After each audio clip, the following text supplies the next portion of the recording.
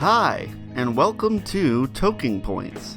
You're tuned in with me, Swaggy Roaches, founder of the pro-cannabis band Stony Doom, and now we're expanding our network in exciting new ways.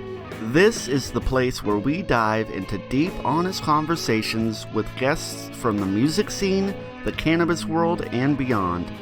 On Toking Points, we're here to break down the stigma, share personal stories, and normalize cannabis culture. From artists to activists, we're opening up the conversation about what cannabis means in today's world and how it's shaping lives, careers, and communities. This segment is proudly brought to you by The Stash Underground Rock and Metal, the home for all things heavy and high. Before we get started, just a quick note, many of the topics we cover are still controversial. Some of our guests have taken real risks, putting their livelihoods and privacy on the line to share their personal experiences. So while this content is open to the public, we ask that you respect the privacy and lives of those who've shared their stories with us. Now, let's spark up and talk about it. Top of the morning, Mike the Golden Goat, representing Fired Up, Kansas. How you doing, man? I'm doing pretty good. Awesome. Thanks for joining me this morning. Anytime, man. Anytime. Let's kick it off with the organization. Tell me a little bit about the history of Fired Up, Kansas. Are you the founder of this organization? Yes. Me and my wife. Okay. How long have you guys been doing it? You say what? How long have you been doing it? We started in 2012. 12? I got it tattooed on my arm. Hey, there you go. That's legit. All right, Keith. Yeah, it wants to fade into the background, but yeah, I get the gist of it. Okay. But yeah, it's dated on my arm. 2012 is when we started. I thought we'd be further along with these. I'll tell you what, these legislators are something else. We've got several of them that have come around and turned around, and they're on our side now. Sure. But some of them are just hardcore. And in your personal opinion on that, what do you think that's coming down to? Probably a combination of things, but I mean, are they just that stubborn in their core values, or is it money influencing people? I think the biggest thing is money is influencing them. Many of them. The police union, every time there's some kind of hearing on any kind of marijuana bill, whether it's medicinal or anything, the police union sends their lobbyist. Why does a police union have a lobbyist? I mean, their job is to enforce the law, not advocate to change law, right, or advocate to keep something illegal. That's not their job. Right. But that's what they're doing. They send this lobbyist up to Topeka every time they hold hearings, and that's really a lot of the legislators. That's who they listen to the most. Sure. Yep, they're most law-abiding citizens. And they're the police union's lobbyist every single time goes right into the prohibitionist arguments of 1950 and 1960. You know the name Harold J. Anslinger? Yep. And William H. Hearst. I mean, they really go into. Have you seen the film Reefer Madness? Mm-hmm. They really go into that. They really think like that. Right. And here we are, 2025. Literally 50, 60 years later, and I mean, I don't understand their mentality. How can they still continue to think like it's 1950? We've got 40 whatever states that have moved forward, has either enacted a restricted medicinal bill or an all out recreational bill. Right. I mean, look at Missouri. They're getting ready to open up. What are they calling them? Like taverns. The lounge, smoke lounge, cafe. Yeah. Yep. Which I'm a little confused on, because I was thinking they already had one or a few of those to some extent already, but I did see they were open an official lounge. I think to some extent, yes. There's I can't remember exactly where it's. There's a company, a business there's a business I follow called Treehouse, I want to say, and they do like events and I don't know that it's necessarily like a public lounge, but they always. I just recently got a invitation to like their page. Okay. Not long ago. Yeah, I like what I've seen. I think that's the one. They do all kinds of different events to get people to come out and be able to smoke in an open space and socialize. And that's the way everybody ought to do it. Sure, yeah. We got so many of them.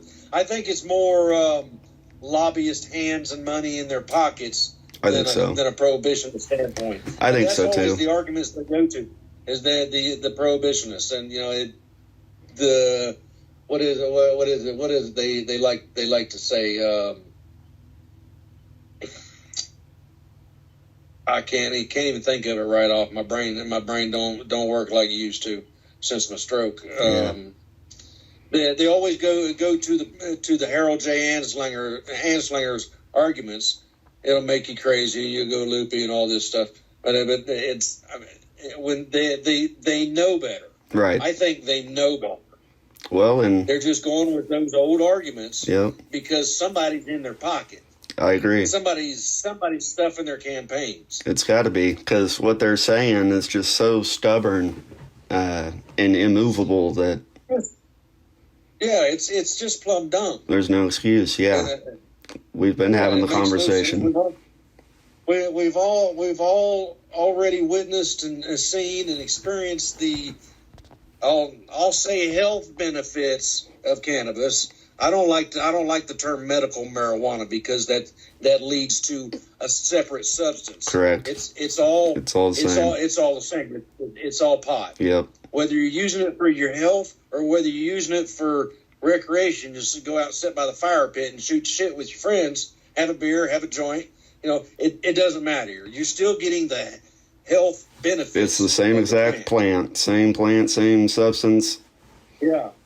And it's not anything like drinking a fifth of liquor and getting so wasted you can't see straight. Sure. Or you urinate on yourself. Sure. Or cause problems for your neighbor, or pick a fight when you're out at the club. Yep. You know what I'm saying? Now, at the most, I mean, cannabis users don't do that. Yeah, the only difference for medical cannabis, is the label and maybe some more care and attention from the grower and the producers to give it the best quality and potency it can have. They're using more of the top buds of the plant, sure, and calling it medical marijuana because generally the top buds have the highest THC content. Right. And that lower part of the plant, they give it to us as recreational consumers. I mean, it's a big old game, and it just makes no sense to me. Yeah.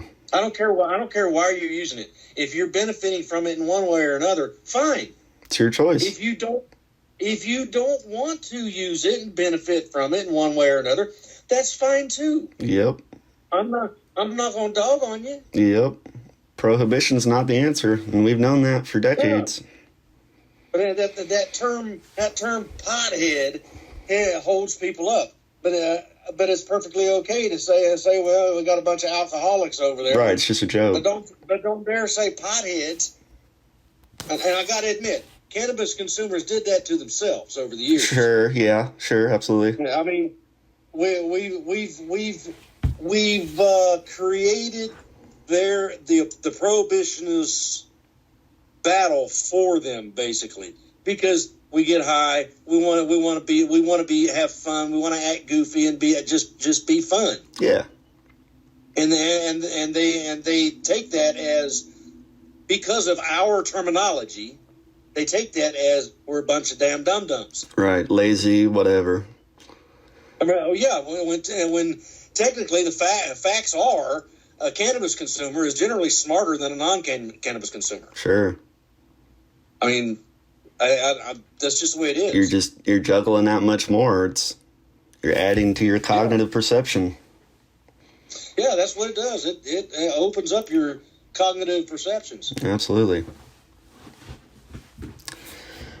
So you guys still staying pretty active? Are you guys able to get out there for events or fighting a good fight? What have you guys been up to lately with Fired Up? Well, I am unlicensed now because they won't let me drive since the stroke. I every now and then I have seizures and dumb shit, and the state won't let me drive anymore. So I have to have a driver.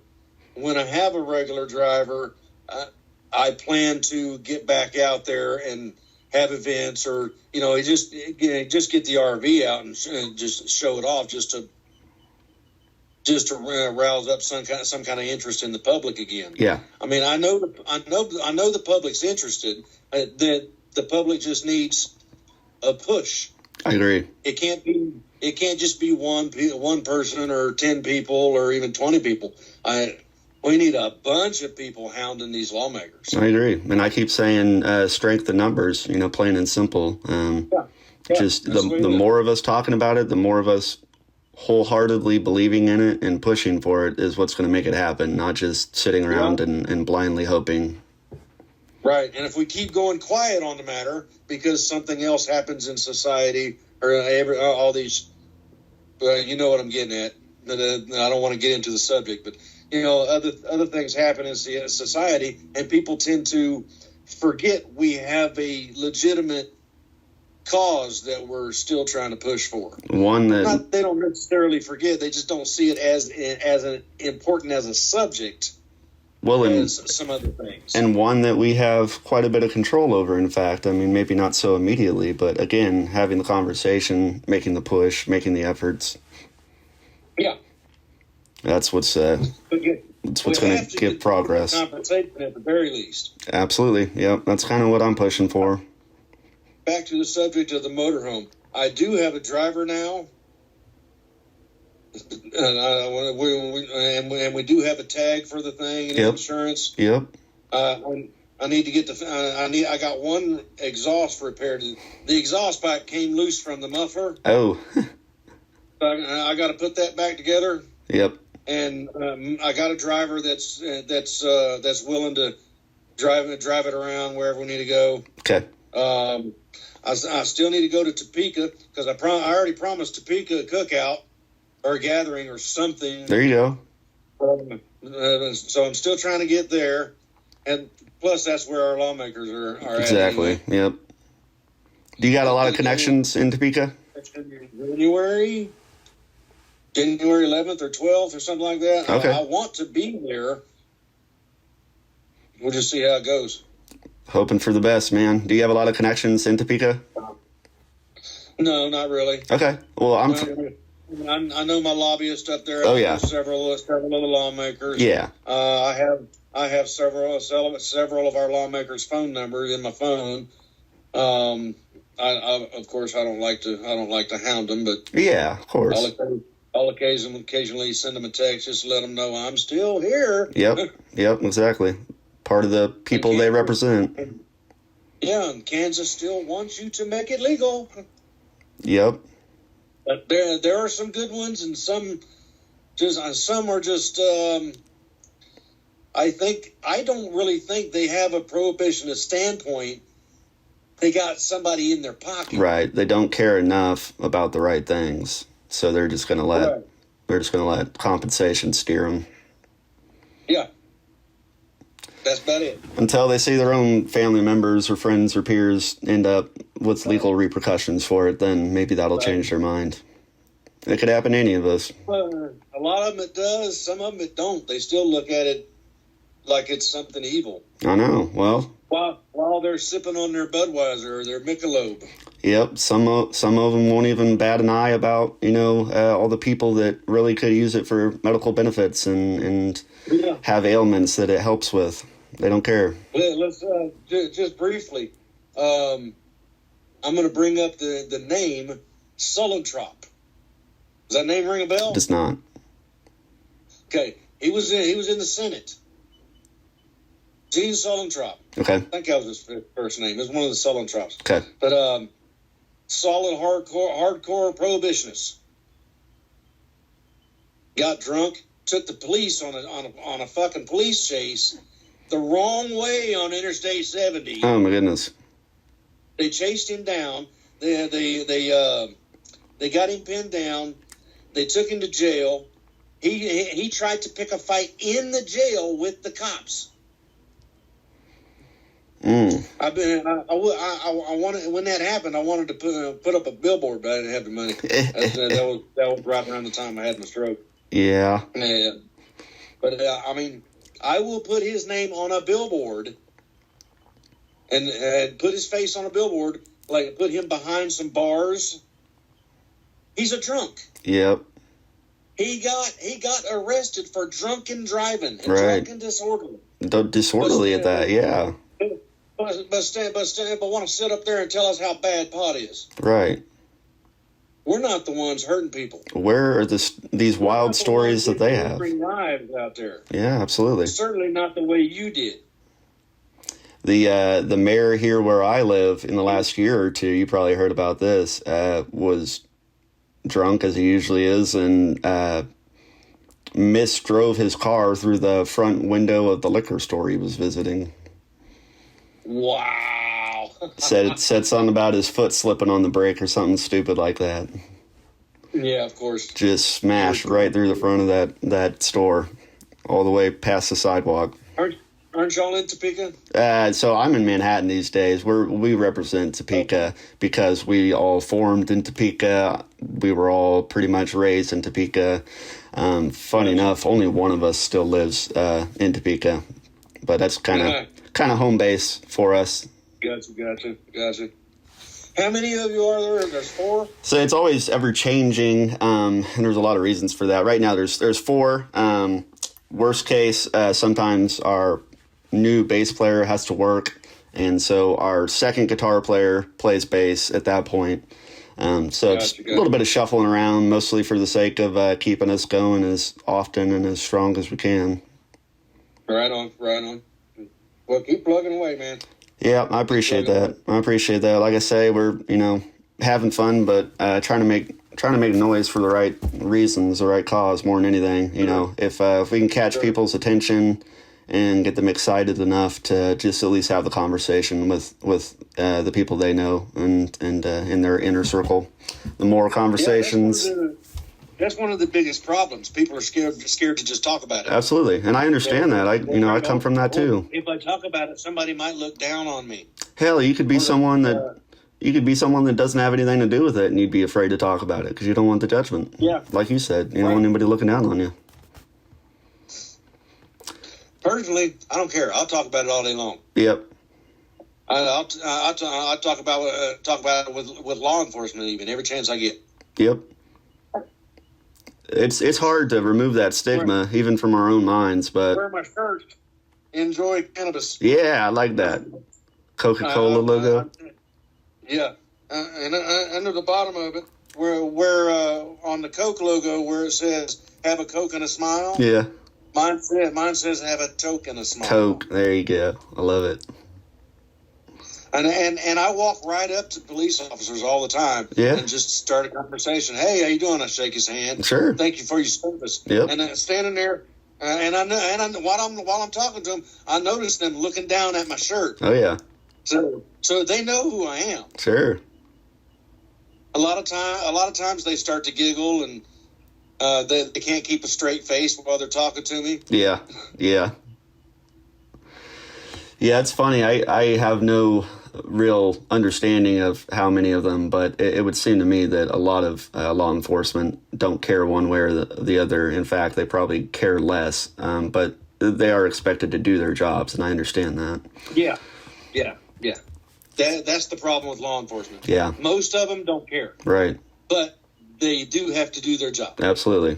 Fully respect that. So it sucks for us, but I understand that part of it. Absolutely. So they're not really the ones to be afraid of. It's these damn lobbyists who won't budge. Right. The one, especially that one for the police union. God, how the police even have a police union with a lobbyist just baffles me. Yeah. You're not supposed to be advocating or shunning any law. It sounds like a heavy bias. Yeah, them as civilians, in my mind, them as civilians still have a right to engage in law reform and voice their opinion. Sure, as civilians. As civilians. But the police union sending their police lobbyists right to the Capitol for these hearings, that is what I find unacceptable. Yeah, I don't get that. The police shouldn't be sending a lobbyist. If a cop or any cop has something to say in support or otherwise, take your own behind up there like the rest of us sure. do and talk to them. You bet. Absolutely. But they let it all fall on this prohibitionist lobbyist that they have, and it's always the same shit. 1950s, 1960s arguments. Yep, it gets pretty tired, and I feel like we the people grow more and more tired of it. So at some point, it's got to come to a head. Yeah, it will.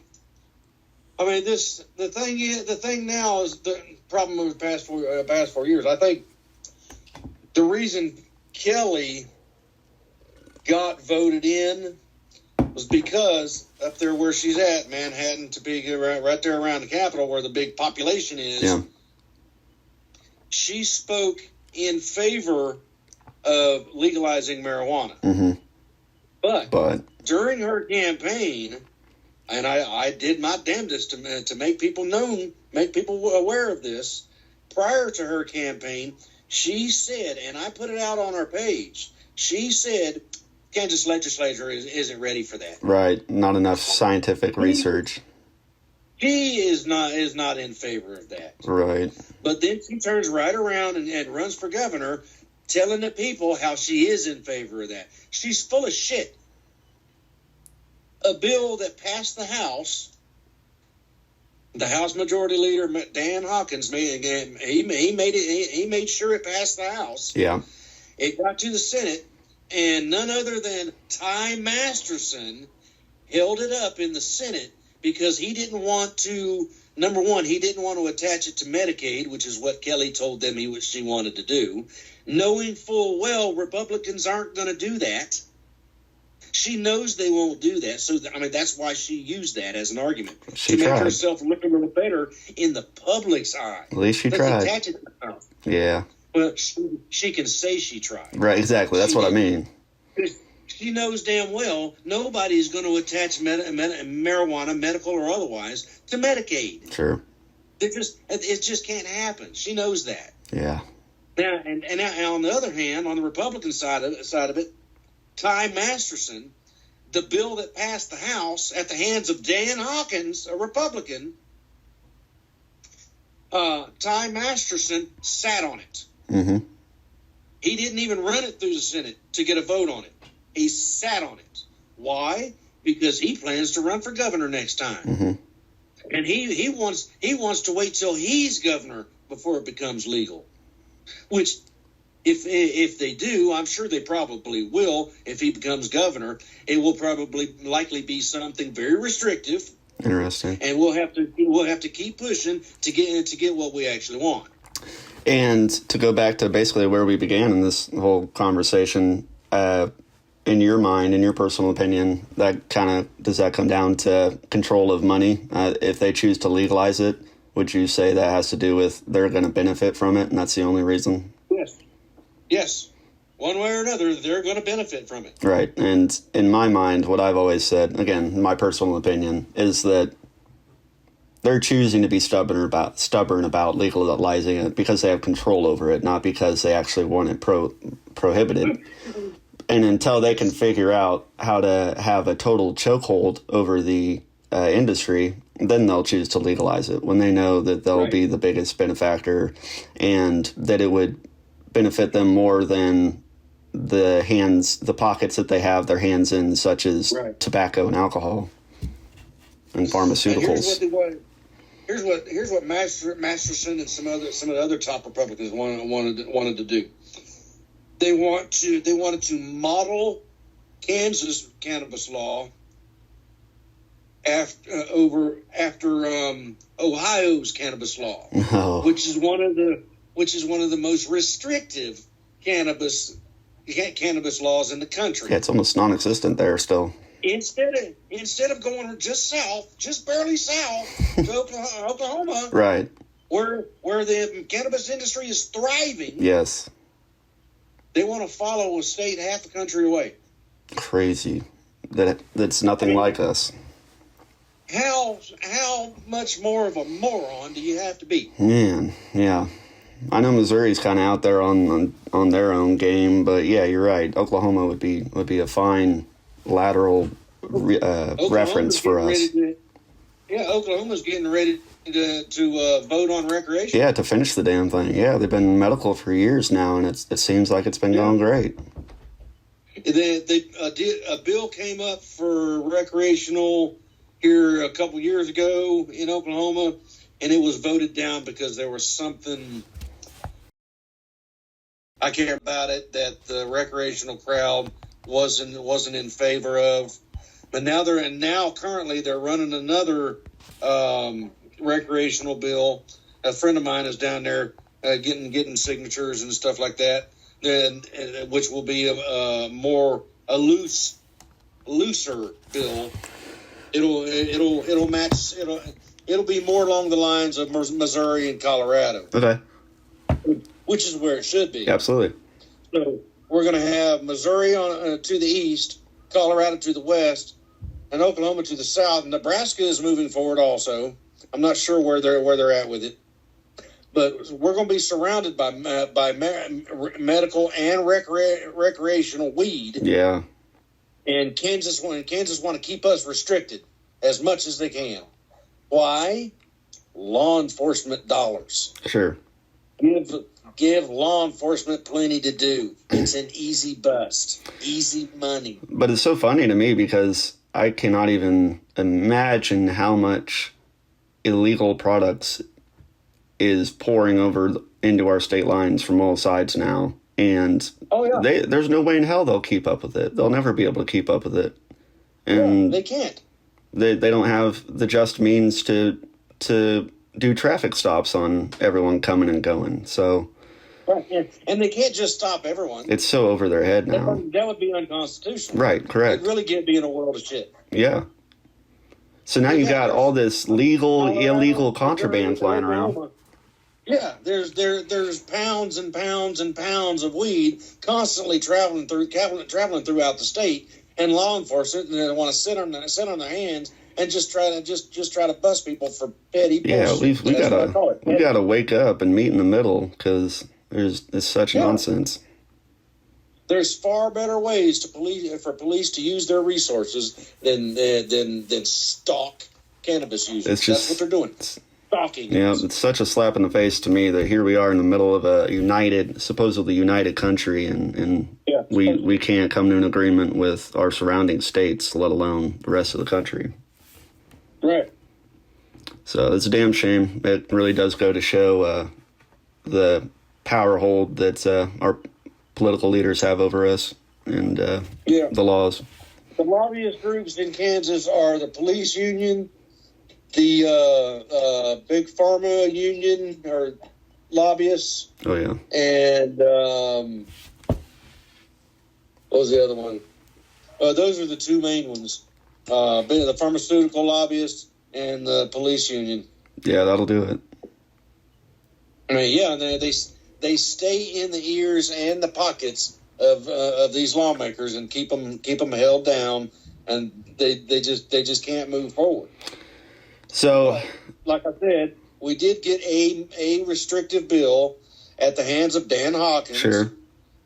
Got it through the House. Ty Masterson held it up. Yep. Look for next time around, Ty Masterson will run for governor. He will speak positively about pot. The other candidate likely will also. So, I mean, ultimately, I'm going to have to say, even though I don't I don't want to. I mean, I don't have anything nice to say about him. Sure. I'll put it like that. Yeah. I'm going to have to vote for him because I already know what he's going to do. Sure. He's going to play it. He's going to play it just like our lobbyist says. It's going to be it's nothing but a game.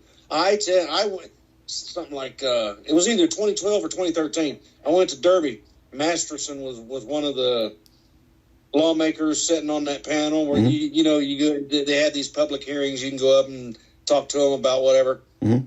My subject was marijuana. Mm-hmm. Masterson was one of the lawmakers there. He was just a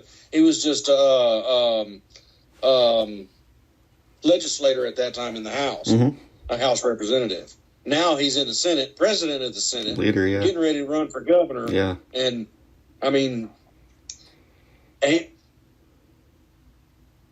whoever runs against him may speak higher than Masterson will, because he's gonna accept a medical bill. I can tell you that now. Yeah. But whatever candidate runs against him from the Democrat Party, they may speak higher, but if Masterson remains president of the Senate, right, he's got the power. No bill will make it past him because he won't give a Democrat that pleasure. That win, yeah. He won't give Democrats that win. That's all there is to it. Masterson won't do it. Yep. A lot of dirty pools. I don't know of any other candidate, anybody else that's even thinking about running for governor yet.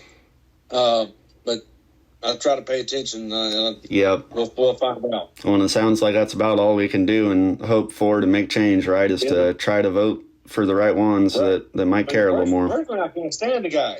Right. Because he has no respect for us. Right. When we try to talk to him about this subject, he looks down at us. So I've heard. He looks down on us. Yeah. Yeah. That's the way Ty is. He looks down on us. But I do happen to know that if he's governor, he will sign a medical bill. It will be a restrictive medical bill, but I mean that's what the bill that it was all along. Yeah, that's what's there. And we have to recognize to some degree it's a stepping stone. It's a starting place, just like all the other states had. It's going to have to start, even though we're surrounded, and we're going to be surrounded by recreational pot before long, and anybody and everybody will be able to travel across the state line, get their pot, and come home. Yep. Just don't get pulled over by the cops. Yep. Not Kansas cops. Yep. The best you can hope for. Thank you. Yeah. Or accept Kansas medical bill that will be coming and just deal with it best you can. No, I'm not okay with just dealing with it best I can. I don't give a damn what you call it. I don't give a damn if you call it cat soup. It's still just pot to me. Yep. I mean, if I get its health benefits, great. That's great. But restricting it to that is where my problem is. Yep. It's just wrong. Plain and simple. I may not have the same medical conditions as my neighbor does, but they're going to let my neighbor have it and not me. Right. Well, kiss my ass. I mean, I know how to get pot. Yep. Yep. And you're going to do what's best for you one way or another. Yeah, one way or another, I'm going to do what I do. Doesn't mean you want to get punished for it. Doesn't mean you should be. Exactly. I shouldn't be punished for it. Nobody should be punished for it. Yep. I mean, granted, if you got other mitigating circumstances in your case, of course, you got other things to look at. Of course, yeah. But when it comes to just pot, people shouldn't be going to jail for pot. Yep. In no way. I don't give a damn if somebody got 100 pounds. You can't smoke that much. Yeah, well, it's not going to hurt nobody unless it falls on their head, maybe. Yeah, exactly. And that ain't going to happen. I mean, God forbid somebody sell a quarter ounce or an ounce and make a few bucks. Oh my God. Sure. Yep. Yeah, it's just so stupid. It's so stupid. Yeah, overly controlled and this industry flourished in Kansas. Yeah. Yeah, it's a stinker that there's still so much fabrication around it, and what's the word I'm looking for? let's see, I think I was 12 when I first started smoking pot. I'm 53 now. So that's 40, roughly 40 years. Mm-hmm. I don't think I seem like a deranged lunatic like what they try to say. Hell, your liver's probably doing all right, isn't it? Yeah, I'm sure it is. Comparatively. I ran my own remodeling company for 30 of those 40 years. The only reason I'm not now is because I had a stroke. Yeah. I said that obviously slows a guy down. And with the risk of seizures now, I got an aneurysm back here. I had the stroke. They did a surgery on that artery right there. They put a weight restriction on me. I'm not supposed to go more than a foot off of the ground. Well, that doesn't work very well for somebody that's been in home remodeling for 40 years. Hell no. So, Mike, what is cannabis doing for you to help relieve some of these ailments? It helps take the pain away. Absolutely. I can testify to that. I'm not as uncomfortable during my day. These days at my age, being the industry I was in, you get sore. You start getting sore. Sure. And you certainly don't want to sit around much because that makes you even more sore. A little bit of cannabis, just a couple of hits. You know, it's like your whole body loosens up, and you can move. Me personally, I can move around better. Sure. My shoulders don't hurt so much. My neck don't hurt so much. My hips don't hurt so much. I mean, it's just helps me function better. Yeah, absolutely. Have you ever had much dealings with pharmaceuticals, painkillers, anything? Back when I had my surgery on my arm, they gave me Lortab 7s. I didn't like them. Right, heavy shit. Yeah, I just didn't like them like pills. And then the more and more that I learned about pharmaceuticals, I don't even like to take the blood pressure pill that I take every day. Yeah. But I have to keep my blood pressure. Right. Yeah. Pick your battles. Yeah, pick your battles is all you can do. But yeah. I am not a fan of narcotics in no way. It's in my file not to give me narcotics. There you go. I think narcotics, it's a money scam. Well, it's also, to me, it's heavily human produced product. It's not natural. There's not much natural about it. Right. You take this pill for a pain in your, say, knee. You got knee pain or had a knee surgery or whatever, and you're taking pain pills. They're Oxycontins or Lortab 7s or 10s. I mean, these things you can get addicted to. Right.